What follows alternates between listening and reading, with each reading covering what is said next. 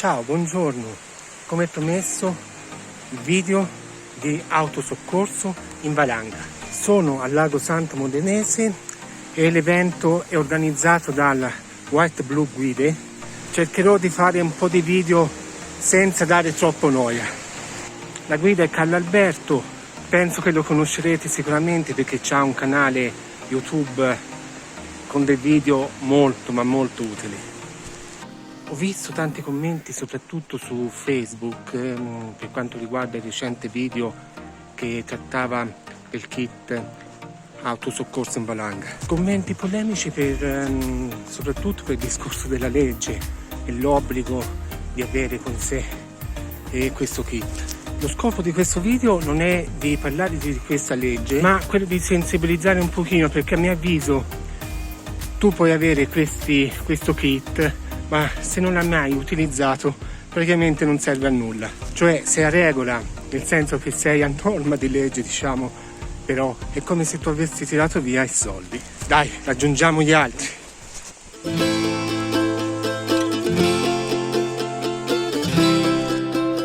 Questo video tutorial è stato diviso in 3 video, come suggerito da chi ha partecipato al relativo sondaggio della sezione Community. Tengo a ringraziare tutti per i consigli e per partecipare attivamente al miglioramento del canale. Questa prima parte del corso Autosoccorso in valanga riguarda la parte teorica registrata a Rifugio Vittoria. Una domanda che ti chiedo, ma te che sei più pratico sugli incidenti che accadono, gli incidenti più frequenti sono quelli inesperti o quelli esperti che finiscono sotto una valanga? C'è una pineta di Caio bellissima che dice, che è un po' cinica, e dice la valanga ha travolto, ce ne sono detto che ha travolto 5 persone ma erano sci alpinisti esperti. L'altro dice sì, ma la valanga mica lo sapeva. Cioè statisticamente, cioè, può accadere a chiunque. Sicuramente un esperto, ci sono gli esperti che sono davvero esperti, allora un certo pendio magari sanno che non devono scendere in quel preciso momento, e ci sono quelli meno esperti oppure che credono di essere esperti. Quelli meno esperti in genere sono più preoccupati e cercano di mantenersi sul sicuro e non corrono rischi. Quelli che si credono esperti sono i peggiori, e che non lo sono ovviamente, perché corrono dei rischi e non si rendono conto, lasciando stare quello che prende oggi e con le scarpe a ginnastica va su, che è un pazzo, no? Non sono neanche tanti, ecco. C'è una frase che dice sempre un mio collega, faccio la citazione e non dico chi, dice: in montagna muore troppa poca gente, no? Non che lui voglia che muoia la gente, ma è che andando in giro, lavorando, vedi spesso tanta gente che sta facendo delle cose che sono delle cazzate, però va tutto bene, cioè finché va tutto bene loro tornano a casa, però stanno andando fuori dalla soglia della sicurezza, e nel caso ci fosse una minima variante, non so, sono senza ramponi in un punto dove dovrebbero averli, non hanno l'abbigliamento giusto, non hanno l'attrezzatura ARVA, se va tutto bene tornano a casa, e il 99% delle volte va tutto bene, perché l'incidente è uno, no? Come su alcune salite, non so, a Monte Bianco c'è della gente che si lega male, sono in troppi in una cordata, se va giù uno vanno giù tutti, in realtà tornano sempre tutti a casa. Però poi ti capita quella volta. Però ti capita quella volta che c'è stata questa mancata preparazione, previsione di una difficoltà che crea il disastro. Quindi è che voi cerchiate di capire quali sono le nevi e i problemi in cui si può incorrere, no? Noi abbiamo la percezione, magari sentendo un notiziario, o almeno questo qualche anno fa, adesso c'è più sensibilità in casa, che se nevica, non so, oppure c'è il sole, che so, è primavera, ci sono le valanghe, perché il sole scioglie la neve e allora vengono le valanghe, e se tu sei andato che c'era il sole sei stato un pirla. Queste sono delle false credenze, perché le valanghe accadono soprattutto nei versanti all'ombra, e ci sono 2 valanghe principali: questa che è la neve di valanga a debole coesione, dopo andiamo sul terreno, vi faccio vedere i vari tipi di neve, e la valanga a lastroni. Allora, la valanga a debole coesione ha un punto di distacco puntiforme, ok? anche su un terreno su un terreno ripido, in genere anche prospiciente magari delle rocce, perché le rocce cosa fanno? Essendo scure, assorbono il calore e poi lo propagano nella neve immediatamente vicina, no? E quindi fluidificando il manto in quella zona lì appesantiscono la neve e creano un punto di innesco. Quindi avviene questa cosa tipo bulling, no? Cioè questa massa che parte da un punto e poi riesce a portarsi dietro altra massa di neve fino a che non incontra non ha abbastanza forza per fermarsi. Si fermano anche su terreni molto ripidi oppure appena cala un po' la pendenza. Queste non sono pericolose perché sono molto prevedibili e in genere sono spontanee. E quindi è una questione di insomma non essere lì nel momento in cui ci sono. Queste invece sono molto spesso innescate e il problema è che è un terreno in cui io posso innescarla da qua, ma è molto più raro, posso innescarla da qua, posso innescarla da qua e viene giù tutto, quindi io sono per forza travolto e tutto dipende da come è lavorato il vento.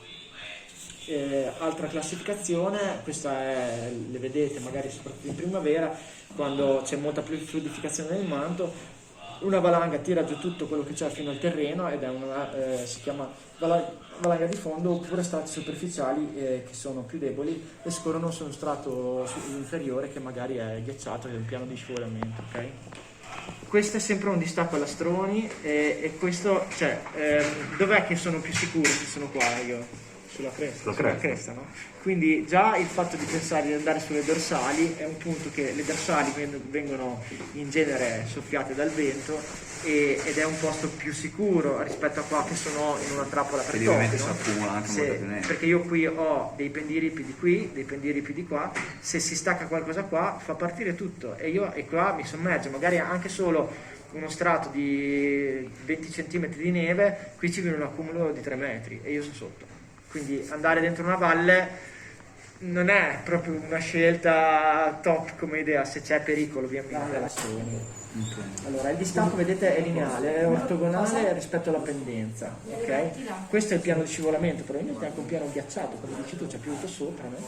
Però questa neve è una neve particolare, perché è una neve che non è caduta dal cielo, cioè caduta nel senso di precipitata, è stata riportata dal vento e ha subito una trasformazione.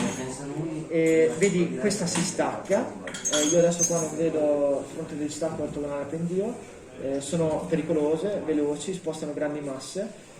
Vicino alle rocce in genere abbiamo comunque delle pendenze considerevoli, perché se spuntano le rocce vuol dire che lì è ripido, se no le rocce si coprono.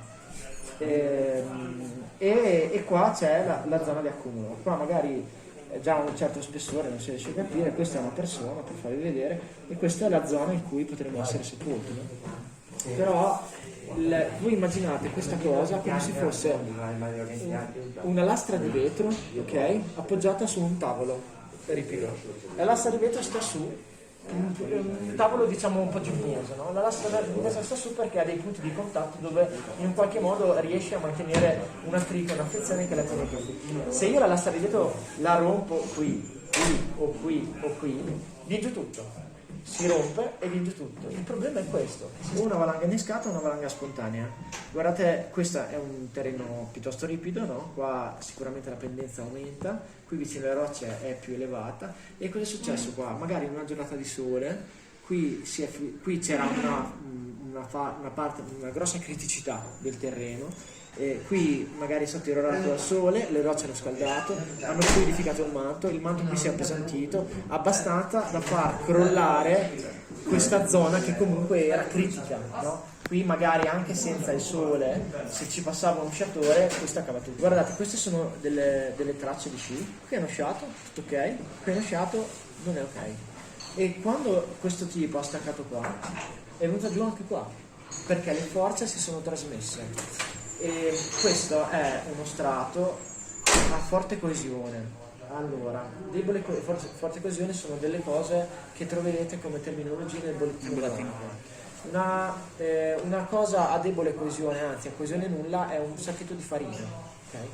Prendo la farina, c'è 5 kg di farina che va sul tavolo, viene un mucchio, io do un pugno alla farina, si solleva uno sbuffetto, ma qui non c'è una trasmissione delle forze, non arriva niente, perché non è un solido. è una polvere, e questo avviene con la neve appena precipitata, quella che andate a prendere fuori, voi la colpite, però non c'è una trasmissione di forza a 1 metro, perché non è coesa. Quando invece, se invece voi avete una superficie rigida, come mi viene da dire il vetro, cercate di accettare questo paragone, se io lo colpisco qua ho una risonanza della forza che si ripercuote su tutto il solido, e per cui io lo rompo qua ma si rompe anche qua. Il simbolo dei Ciclab, no? Si chiama dendrite stellare ed è la neve vista al microscopio, ok? Mm-hmm. E questa cosa quando precipita ti dà quella sensazione di leggerezza, perché è fondamentalmente acqua ghiacciata che avendo delle punte riesce a rimanere distanziata dagli altri, quindi la neve più è polverosa più hai una percentuale d'aria dentro, ok? Anche la neve precipitata mano a mano si compatta, e se voi avete 1 metro cubo d'acqua o di ghiaccio voi avete un peso di 1000 kg. Se voi prendete un metro cubo di neve in Canada potrebbe pesare anche 40 kg, perché è tutta aria ed è una neve molto secca. Se invece magari qua potrebbe pesare 500, 400, 300, dipende da quanto è umida la neve, per cui da quanto è compatta. Okay. Più la neve è compatta più è pesante. Questa è sempre la nostra neve, okay. E questo è il metamorfismo del gradiente. Allora il gradiente è la differenza di temperatura, okay. Quando noi abbiamo della neve al terra, diciamo anche non lavorata dal vento, che rimane lì per qualche tempo e le temperature sono rigide, diciamo meno 15 costanti in quel versante, non prende mai sole, è una cosa che capita molto spesso sulle Alpi, se vai in Dolomiti questa cosa è frequentissima, qua un po' meno. E cosa succede? Che la neve non è stata lavorata, però i cristalli, la neve che è sotto al terreno è sempre zero, e più ti avvicini all'esterno, alla luce, negli ultimi 15 cm la neve è fredda, per cui hai quei meno 14 che è la temperatura dell'aria, però fino a che vai al terreno è zero, quindi avviene una specie di proprio sublimazione, cioè una trasformazione, il riscaldamento da sotto, tipo. esatto, una specie di vapore acqua interno al manto che evapora e va poi a cristallizzare sui cristalli sopra, e quindi trasforma sempre la nostra neve in qualcosa di sfaccettato, oppure nei cristalli a calice, ok? Queste cose, vi ricordate che prima vi dicevo del nostro vetro appoggiato su una parete? Adesso il nostro vetro non è più un vetro appoggiato su una cosa liscia, ma è appoggiato su dei calici, dei flute, ok? Presente i flute col gambino, tanti calici così, quindi basta veramente per fare partire tutto un matto che magari prima era stabile, diventa instabile dovuto alle bassissime temperature, e quindi i versanti molto all'ombra durante l'inverno rimangono pericolosi per parecchio tempo. Questa è una cosa da sapere, perché finché non arriva una stagione un po' tiepida, che magari è più favorevole per lo sci alpinismo, la pericolosità in un versante rimane per parecchio tempo. A volte uno dice ma andiamo a sciare, sì dai, sono passati 5 giorni dall'ultima dedicato, ormai il terreno si è consolidato. Se è molto freddo in quei giorni, è tanto freddo, non si consolida la mazza, anzi peggiora, perché si cominciano a formare dei cristalli a calice oppure a sfaccettati, e per cui rendono la parte sotto instabile e pronta per scivolare via.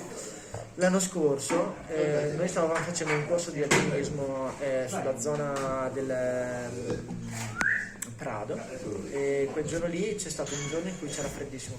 Qui è morto un ragazzo che tra l'altro lo conoscevo, era un mio amico, ed era una situazione che in Appennino capita rarissimamente. C'è stato un freddo polare per diversi giorni e delle forti nevicate col vento.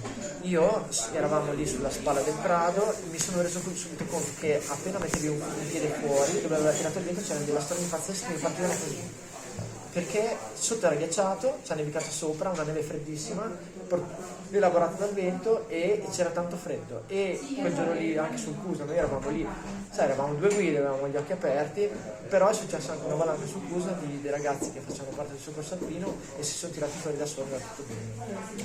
Però in uno stesso giorno 2 valanghe, per cui quando ci sono particolari condizioni meteo di freddo e vento, allora lì bisogna drizzare tantissimo le antenne. tra l'altro considerando anche che in Appennino non abbiamo un servizio della Ineva, che è una cosa molto scientifica e localizzata sui territori alpini, ma abbiamo il servizio del Meteo Monti, che è fatto dai militari e non è, diciamo, categorico come quello della Ineva, è un po' più approssimativo. Sì. Della zona lenticolare. Questa, immaginate qua che qui ha soffiato la neve, ok? Qui ha accumulato di più e nelle zone di trazione e di compressione c'è fragilità perché è la parte della lente che è più sottile. Quindi se io stacco qua e non c'è sotto nessuno dico vabbè, sono un pirla ma non c'è su niente. Se io stacco qua mi tiro in testa tutto. E perché sei in fondo? Dove e che cos'è la differenza tra questo punto e questo punto? Questo e questo. In cima sei salvo. Avete un nome da dare a questa cosa? Così, ve lo chiedo, non è un esame. No, uno è Monte a valle. no, anche uno è il punto dove di accumulo, mentre l'altro è il punto di distacco, chiamiamolo così. Sì, vi do un suggerimento, perché anche questa è una tecnologia che si usa molto, sono i cambi di pendenza. Qui è una pendenza omogenea, questo è un cambio di pendenza, questo è un cambio di pendenza. I cambi di pendenza sono pericolosi, infatti le chiamano valanghe a pera, sono spontanee di solito, le puoi innescare però solamente in primavera, oppure in momenti caldi e cioè, vedete, sono lente, si fermano anche su un terreno molto ripido, comunque non è che sono piccole, perché questa è una persona, però sono molto prevedibili. Questa, vedete qui sopra c'è una cornice, sicuramente la cornice è Un'estensione della direzione del cresta. vento. Sì. Esatto, vuol dire che il vento ha tirato in questa direzione, per cui sicuramente qua ha accumulato. Il manto però qui non si è staccato un lastrone, forse qua un pochino c'era una specie di lastroncino, si vede che è partito in modo ortogonale, no? Quindi qui c'era un accumulo e c'è un insieme di cose, un lastrone piccolo, però sicuramente si è innescata col calore, ok? E queste, a meno che non ci trascinino giù da una falesia, sono delle cose non tanto pericolose. Allora, quindi qui io posso innescare una valanga a debole coesione se passo qua vicino, anche qui. E quindi a volte quando siete in un pendio sto bianco e vedete una roccia, una pianta, dici vado vicino alla pianta perché mi sento più sicuro, no? È sbagliato, non è il posto giusto per stare vicino alla pianta. Le nuove nevicate, quindi dobbiamo considerare che più andiamo in alto, più generalmente la nevicata è copiosa, quindi se magari qua fa 5 cm su ne fa 10.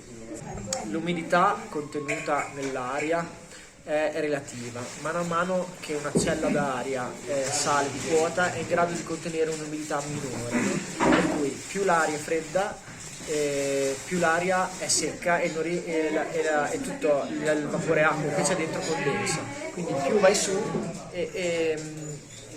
più è freddo, più vai su più è freddo e meno umidità è in grado di contenere, per cui viene condensata e quindi cioè, sulle cime poi hai anche l'effetto di stau e fondo, che sono un altro fenomeno e dopo cerco di spiegare. Questa è un terreno con molto vento. Dobbiamo stare attenti alle temperature, che in caso di neve a debole coesione il problema sono le temperature molto alte e magari con delle nevicate recenti. E in caso di temperature molto basse e versanti all'ombra abbiamo il problema dei lastroni. E parliamo del sovraccarico.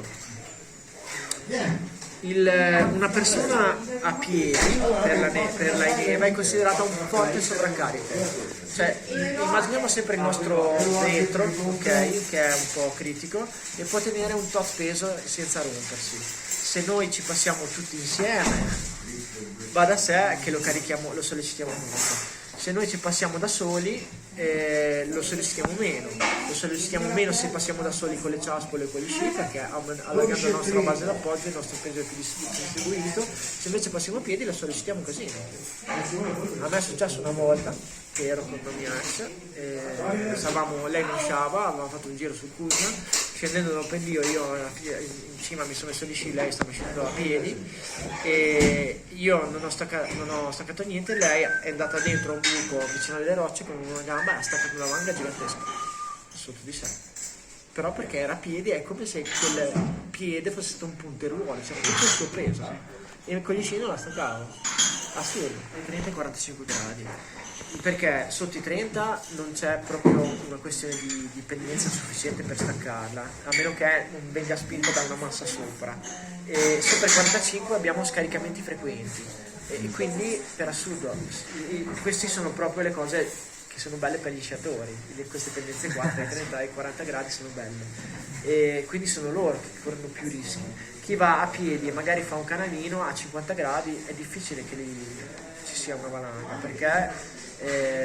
sì, la neve un po' si accumula, però hai uno scaricamento frequente della neve mano a mano che precipita e si compatta in modo diverso.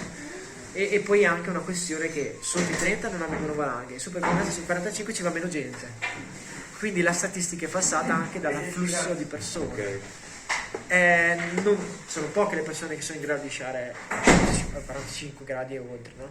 E quindi gli incidenti su quei terreni, visto che sono statistiche, sono meno. Adesso non mi ricordo se alla partenza questa cosa non c'era, al ritorno c'era. Questa è una valanga alla cornice. Loro sono su una strada forestale, di neve ce n'è pochissima e passano sul palo, però di fianco hanno un pendio ripido, quindi bisogna anche guardare cosa abbiamo intorno, no? Cioè, perché io sono su una strada bianca forestale, ma di fianco un pendio così carico di neve, mi sto veramente correndo dei rischi, no? E quindi valutiamo che se non siamo su ripido è importante anche capire cosa abbiamo intorno. E queste potrebbero essere nubi, ma potrebbe anche essere il vento che lavora. Lo vedete anche dopo le grosse nevicate, quando c'è il vento forte, vedete proprio le cime che sbucano. Quindi voi avete questa che è neve riportata, questa è una grossissima cornice, questo qua è un posto dove assolutamente non mi devo andare a cacciare. Qua è evidente che questo posto è pericolosissimo, questo anche, però ci sono anche delle pericolosità residue, anche tipo se il vento ha tirato in qua, potrebbe essere che non ha tirato solo verso di noi ma anche in quella direzione, no? Per cui il vento c'è un vento diciamo principale, però ci possono essere anche delle variazioni di direzione locali, quindi io potrei avere che è pericoloso qua, ma è pericoloso anche qui e qui. Si vede anche nella cornice destra, ad esempio, quella che scende. Sì, Le si vede che ha caricato verso il... Quindi io ho questo pendio relativo che è sopravvento e questo che è sottovento.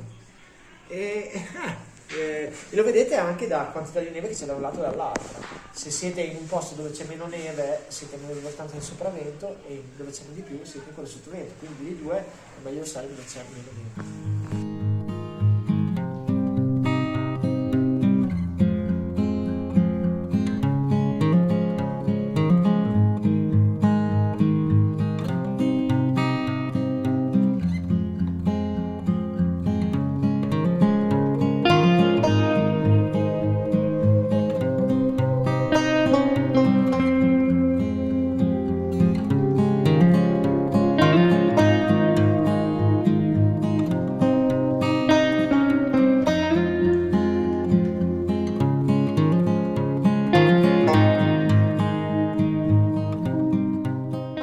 Termina qui la prima parte.